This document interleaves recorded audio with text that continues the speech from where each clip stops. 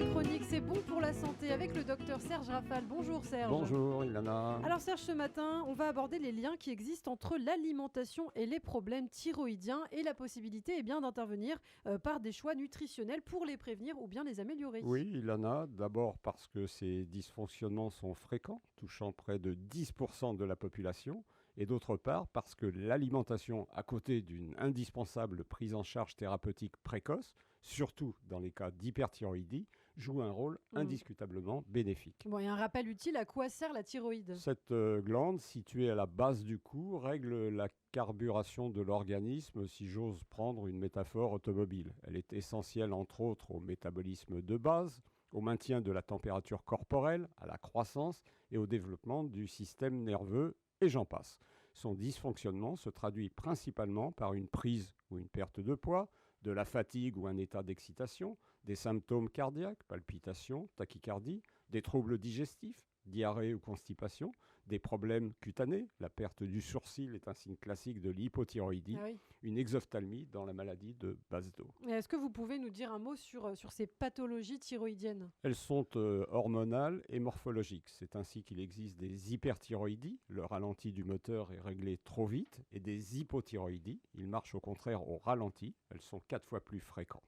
Les nodules présents chez 4% de la population adulte, ou un goitre, qu'on voit moins chez nous car les diagnostics sont maintenant plus précoces, sont confirmés par une échographie. Le cancer de la thyroïde, qui fait peur depuis les accidents de Tchernobyl et de Fukushima, est fort heureusement très rare chez nous. Concrètement, comment fait-on le diagnostic de problèmes thyroïdiens ? Surtout par l'examen clinique qui montre certains des signes plus ou moins évocateurs que j'ai énumérés, le dosage des hormones thyroïdiennes et de la TSH, des explorations, dont bien sûr l'échographie, examen non invasif, non irradiant, facile et fiable. Et quel est le rôle de l'alimentation ?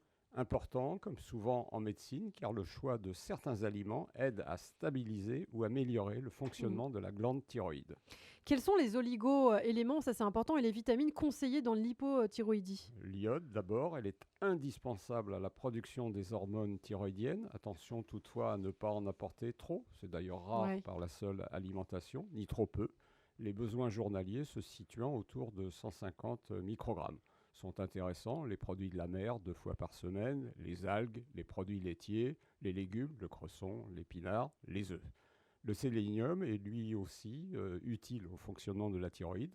On le trouve dans de nombreux aliments d'origine animale, le poisson, la viande, les algues, le jaune d'œuf, la noix du Brésil. Le zinc intervient dans de très nombreuses réactions métaboliques de l'organisme, dont certaines intéressent le fonctionnement thyroïdien. On le trouve dans les produits animaux, le bon chocolat, les germes de blé, les graines de courge, de sésame, de pavot. La vitamine D, enfin, régule l'immunité et protège contre les maladies auto-immunes, dont l'hypothyroïdie de Hashimoto. Fabriquée physiologiquement par la peau sous l'action d'un beau soleil, elle doit être ingérée sous forme de supplémentation quotidienne, mensuelle ou bimestrielle pendant la saison froide.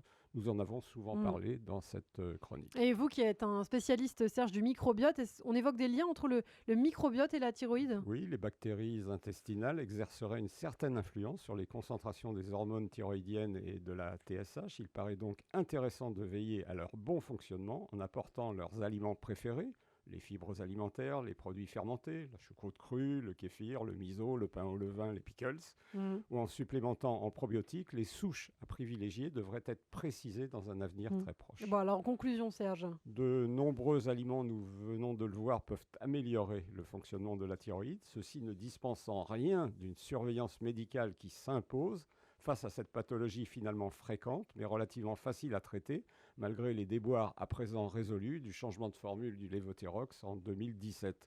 Tâchons de donner tort à Sioran qui expliquait que tous les sentiments puisaient leur absolu dans la misère des glandes. Faisons en sorte que ça ne vienne pas de la thyroïde. Eh bien, merci beaucoup Serge Rafal, le docteur de radiologie qu'on retrouve demain matin à 6h40 sur cette antenne.